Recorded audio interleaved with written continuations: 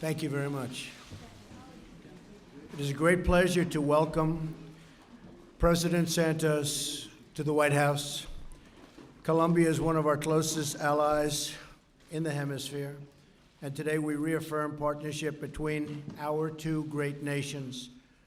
President Santos and I had a very productive meeting, and we will continue to work very closely together to bring peace, safety, and prosperity to the hemisphere. Perhaps no area is really more important in terms of cooperation than our joint effort to end the terrible drug crimes that plague both of our countries. Recently, we have seen an alarmed, and I mean really a very highly alarmed and alarming trend. Last year, Colombia cocoa cultivation and cocaine production reached a record high, which hopefully will be remedied very quickly by the president. We must confront this dangerous threat to our societies together. Today, I affirm the United States' willingness to assist Colombia's strategy to target and eliminate drug trafficking networks, illicit financings, cocoa cultivation, and cocaine production, of which there is far too much. The drug epidemic is poisoning too many American lives, and we're going to stop it many different ways. One of them will be the wall. My administration is committed to keeping drugs and gangs from pouring into our country. Already, border crossings are down more than 73%. Secretary Kelly is with us. He's done a fantastic job. Thank you very much, Mr. Secretary. And in short, we have a tremendous group of people working with us in terms of ICE, the ICE Patrol and the Border Patrol agents. They've done a fantastic job, and I'd like you to give them my highest compliments, Mr. Secretary.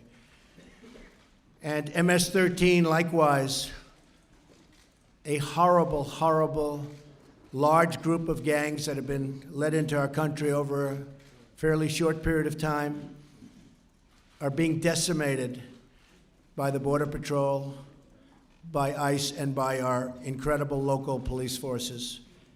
And they are getting out of our country, or in some cases going directly into prisons throughout our country. But they've literally taken over towns and cities of the United States. They will be gone very quickly. I look forward to working with President Santos as we target drug trafficking. Both the United States and Colombia have strong law enforcement and security relationship. We've had it, and especially over the last fairly short period of time. Together, we will continue to fight the criminal networks responsible for the deadly drug trade that our people have a really strong commitment to getting rid of, because they want a much brighter future. President Santos and I also discussed the deteriorating situation in Venezuela, and it is really in a very bad state, as you see, and as we all see through the media.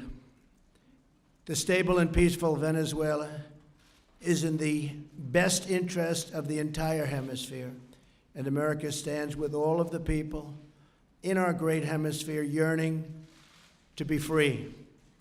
We will be working with Colombia and other countries on the Venezuelan problem. It is a very, very horrible problem, and from a humanitarian standpoint, it is like nothing we've seen in quite a long time. The United States and Colombia are also strong economic partners, and we will continue to pursue trade policies that benefit both of our peoples. The nation's common goals of protecting our citizens, expanding opportunity, and confronting the drug crisis will improve the lives of our people and many throughout the region. So many people are being so horribly affected by what's going on in terms of violence and in terms of drugs, and we're going to take care of the situation, and we've both agreed to take care of it strongly and quickly. President Santos, it was an honor to meet with you and your entire group of representatives, very talented people indeed, who have been working with us and my representatives. And I look forward to many more productive meetings, such as the one we just had. I'd like to thank you very much for being at the White House, being our guest, and I'd like to congratulate you on winning the Nobel Peace Prize. It's a very great achievement. Thank you very much.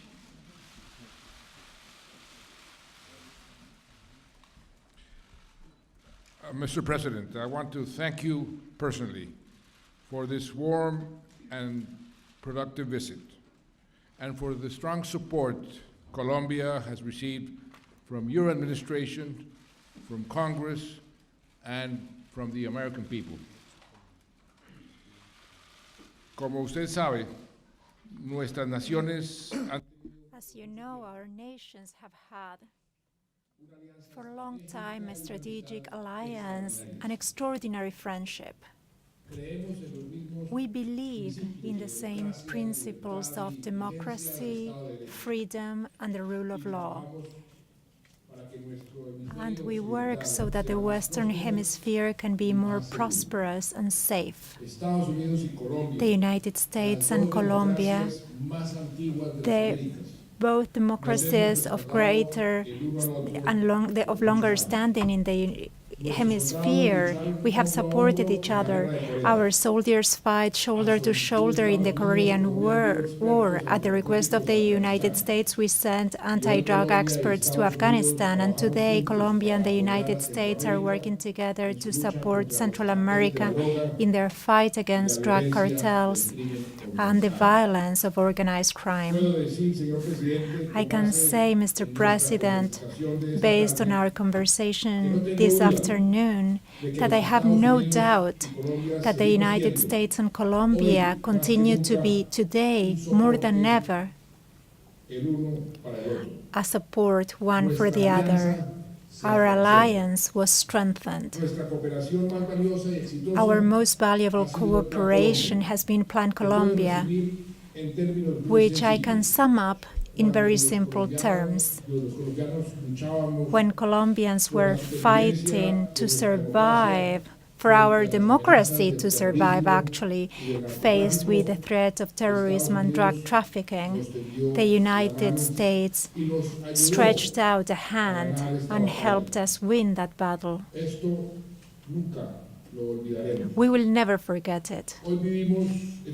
Today we live in a different country. Today, Colombia is a more peaceful society, a more modern and a fairer society. In November last year, we ended the longest and last armed conflict existing in our hemisphere. The guerrilla is putting down weapons at this precise time to the United Nations. Insecurity has gone down significantly. Today we have the lowest levels of violence of the last 40 years. At the same time, we have had significant progress for our citizens on issues such as education, housing, health, and social services. Millions of Colombians have been lifted out of poverty. Today, we continue next to you as partners in Peace Colombia to consolidate peace in the most affected areas. With the robust support of your government, we are removing thousands of anti-personnel mines that murdered and mutilated children, women, and soldiers. We are healing the wounds of our victims, and we are embarking on a big social development program. Such as we said today, we are working with your administration to take advantage of the unique opportunity peace offers so as to reduce permanently the production of coca leaf in Colombia and fight more effectively the other links in drug trafficking, including consumption. We must continue and deepen the fight against organized crime, transnational crime, responsible not just for drug trafficking, but also for human trafficking and illegal mining. Our shared agenda, framed within a high-level dialogue that we Colombians value so much, includes cooperation, which has allowed us to have unprecedented progress towards quality education for everyone. And this is a priority in the policies of my government. And we wish to do more with regards to innovation and technology. With the active participation of the private sector, we have reached trade agreements, investment agreements that are mutually beneficial. This morning, we established the Entrepreneurial Council between the United States and Colombia. We are and wish to continue to be the best destination in Latin America for American businesses. Colombia will continue to be very proudly a close friend and a strategic ally of the United States. Dear President Trump, I hope you can visit us soon so that you can personally witness the transformation underway in our country. I hope to be able to welcome you to a Colombia in peace, a more equitable Colombia, a better educated Colombia that you have so much contributed to. Thank you so much.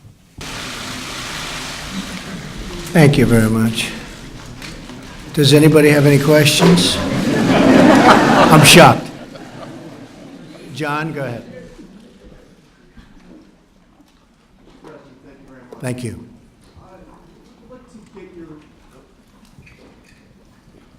Mr. President, I'd like to get your reaction to Deputy Attorney General Rod Rosenstein's decision to appoint a special counsel to investigate the Russian interference in the campaign. Was this the right move, or is this part of a witch hunt?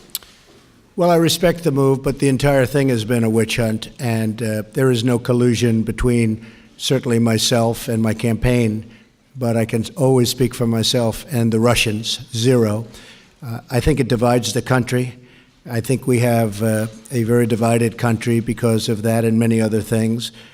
So I can tell you that we want to bring this great country of ours together, John. And I will also say very strongly, we've had tremendous success. You look at our job numbers, you look at what's going on at the border, as we discussed before, you look at what will be happening, you're going to see some incredible numbers with respect to the success of General Mattis and others with the ISIS situation. The numbers are staggering, how successful they've been, the military has been. Tomorrow, as you know, I'm going to Saudi Arabia, going to Israel, we're going to Rome, and we have the G7. We have a lot of great things going on. So I hate to see anything that divides. I'm fine with whatever people want to do, but we have to get back to running this country really, really well. We've made tremendous progress in the last 100 and some odd days, tremendous progress. And you see job numbers, you see all of the production that's starting, plants starting to open again, haven't been open in years. I'm very proud of it. That's what I want to be focused on, because believe me, there's no collusion. Russia is fine, but whether it's Russia or anybody else, my total priority, believe me, is the United States of America. So thank you very much. Señor Maldonado. President Trump, President Santos, can we say that today we are setting a new roadmap in the relationship between Colombia and the United States? Which are the concrete commitments? You were talking about the post-conflict time. Many funds are needed for that. And on the issue of Venezuela, President Trump, many deaths, human rights violations.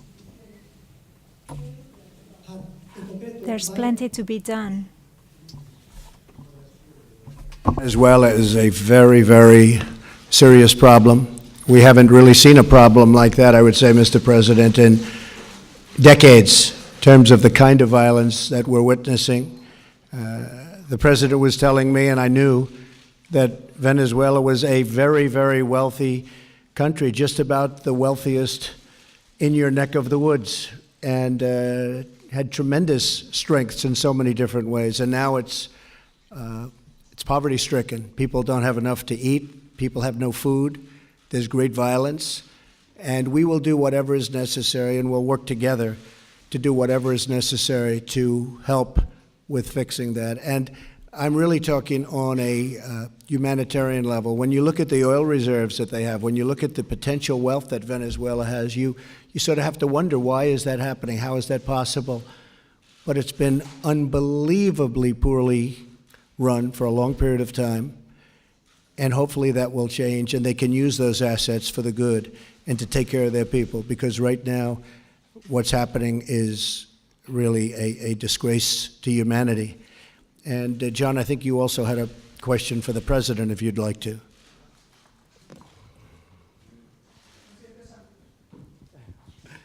Does he have another one? Yeah. This question about the commitment, mire, el compromiso.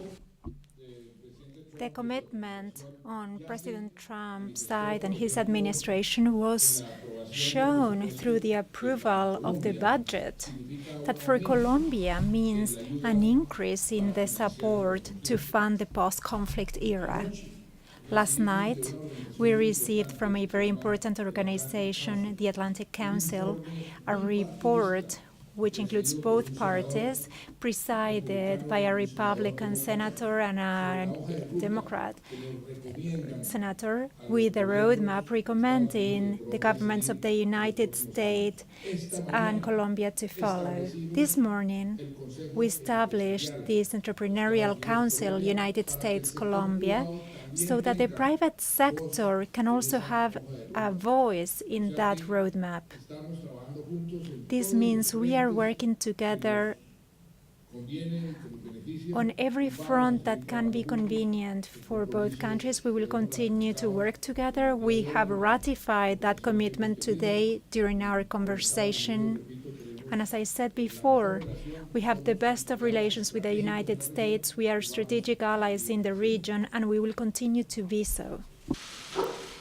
Thank you, Mr. President. President Santos, to you.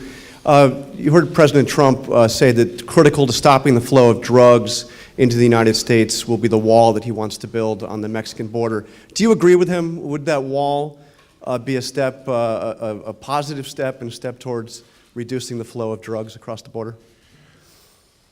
I believe that the best way to fight the drug trafficking is by collaborating. This is not a problem of Colombia only or a problem of the United States only. It's a world problem. And we have to all work together. We declared the war on drugs 40 years ago. The world declared the war on drugs, and it's a war that has not been won. So we must be more effective and more efficient. Now, we are doing a very big effort because of the peace process to have a new strategy, carrot and stick. Stick, by forced eradication, we have already eradicated this year only 15,000 hectares, which is the whole volume that we eradicated last year, and we're starting to eradicate, to substitute voluntarily through a program where the peasants, and we have 80,000 families already in the program, that they are going to substitute for legal crops. And this is the first time that this could be done because of the peace. Before, the conflict did not allow us to build roads and to give these peasants an alternative. Now we have. So we have to take advantage of this opportunity and continue reducing the production of coca. In the meantime, we will work together, the US and Colombia, with other countries, Central America, to fight the other links of the chain, the intermediaries. We have destroyed 22,000 laboratories in the Colombian jungles, seizing the cocaine in the transit. We have seized record amount of tons last year, and this year we're doing even better than last year. So by working together, we can be much more effective, and that is the commitment we just made or ratified this afternoon. And that was a long and very diplomatic answer to your question. I will say it a little bit shorter. Walls work, just ask Israel. They work, believe me, they work, and we have no choice. Peter Baker? Yes. Thank you, Mr. President. In the light of a very busy news week, a lot of people would like to get to the bottom of a couple of things, give you a chance to go on record here. Did you at any time urge former FBI Director James Comey in any way, shape, or form to close or to back down the investigation into Michael Flynn? And also, as you look back... No. Next question. Next question. As you look back over the past 6 months or year, have you had any recollection where you've wondered if anything you have done has been something that might be worthy of criminal charges in these investigations or impeachment, as some on the left are implying? I think it's totally ridiculous. Everybody thinks so. And again, we have to get back to working our country properly so that we can take care of the problems that we have. We have plenty of problems. We've done a fantastic job. We have a tremendous group of people, millions and millions of people out there that are looking at what you had just said and said, what are they doing? Director Comey was very unpopular with most people. I actually thought when I made that decision, and I also got a very, very strong recommendation, as you know, from the Deputy Attorney General, Rod Rosenstein. But when I made that decision, I actually thought that it would be a bipartisan decision, because you look at all of the people on the Democratic side, not only the Republican side, that was saying such terrible things about Director Comey. Then he had the very poor performance on Wednesday. That was a poor, poor performance. So poor, in fact, that I believe, and you'd have to ask him, because I don't like to speak for other people, but I believe that's why the Deputy Attorney General went out and wrote his very, very strong letter. And then on top of that, after the Wednesday performance by Director Comey, you had a person come and have to readjust the record, which many people have never seen before, because there were misstatements made. And I thought that was something that was terrible. We need a great director of the FBI. I cherish the FBI. It's special. All over the world, no matter where you go, the FBI is special. The FBI has not had that special reputation with what happened in the campaign, what happened with respect to the Clinton campaign, and even, you could say, directly or indirectly, with respect to the much more successful Trump campaign. We're going to have a director who's going to be outstanding. I'll be announcing that director very soon, and I look forward to doing it. I think the people in the FBI will be very, very, very, very thrilled. And just in concluding, we look forward to getting this whole situation behind us, so that when we go for the jobs, we go for the strong military, when we go for all of the things that we've been pushing so hard and so successfully, including health care, because Obamacare is collapsing. It's dead. It's gone. There's nothing to compare anything to, because we don't have health care in this country. You just look at what's happening. Aetna just pulled out. Other insurance companies are pulling out. We don't have health care. Obamacare is a fallacy. It's gone. We need health care. We need to cut taxes. We're going to cut taxes. If I get what I want, it'll be the biggest tax cut in the history of our nation. And that's what I want. It's going to bring back companies. It's going to bring back jobs. We lost so many jobs and so many companies to countries that are not so far from you, Mr. President. They're very close to you, actually, and to many other places throughout the world. We're going to change that. We're going to have expansion. We already do. You look at what's happening with Ford and with General Motors in Michigan and Ohio. You look at the tremendous number of jobs that are being announced in so many different fields. That's what I'm proud of, and that's what we want to focus our energy on. The other is something I can only tell you. There was no collusion, and everybody, even my enemies, have said there is no collusion. So we want to get back and keep on the track that we're on, because the track that we're on is record-setting, and that's what we want to do, is we want to break very positive records. Thank you. you could ask a question. Ricardo. Oh, sorry. You have another question? For you, yes, sir, Mr. President. My question is, as someone who led a nation that's really done a lot of rebuilding and had to rebound from an epidemic of crime and drugs over quite a many years, what do you make of Mr. Trump's America First policy? And further, you've had a tough time with conservative radio, sometimes been called a punching bag, and you've said you have to persevere. I'm curious if you've given any advice to President Trump on how to do so. I don't think I'm in a position to give any advice to President Trump. He can take care of himself. What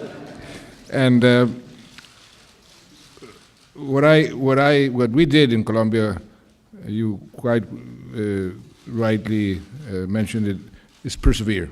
When you know your port of destination, and you know that you're doing the correct thing, you simply have to persevere. And that's what we've done in Colombia, and that's why we were on the verge of being a failed state some years ago, and now we're one of the stars of the region. And that's through hard work, perseverance, and clarity of your objectives. And that's what we have done, and we have to continue because the trip is not over. Ricardo Ávila. Preguntarles. Mr. President, I'd like to ask you about trade. You are about to start the renegotiation of NAFTA, and Colombia, unlike other countries in the hemisphere, has a large trade deficit with the United States. Are you worried about the fact that that could contribute to increasing that trade deficit? Position on the peace process in Colombia. Well, it's been a long process, and it's been a great thing to watch in the sense that the president did a fantastic job. That's not easy after so many years of war. So I'm very, very proud to get to know you, and I really congratulate you. There's nothing tougher than peace, and we want to make peace all over the world, and you are really a great example of somebody that started it. I mean, that was a long, tough situation, as you know very well, coming from the country. But I think the president has done a magnificent job. Not easy, but he's done a magnificent job. Más claro no canta un gallo, como dicen, ¿no? Clearer impossible.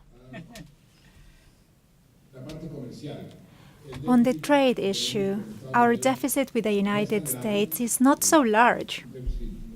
It is a moderate deficit, which of course both countries will try to increase the volume of trade in both directions, and investments also in both directions. Colombia is becoming an important investor here in the United States, and this is something not many people know, but we have considerable investments in the United States. We have attempted to give dynamism to these flows of trade, of investment, getting together those main players who are the investors in the private sector. I believe the foundations have been laid. We have the free trade agreement, which is working well. The number of Colombian businesses that are exporting to the United States has grown, and we both believe that we can take greater advantage of those agreements in order to increase flows in both directions for the benefit both of the Colombian and American peoples. Thank you very much, everybody. Thank you. Thank you.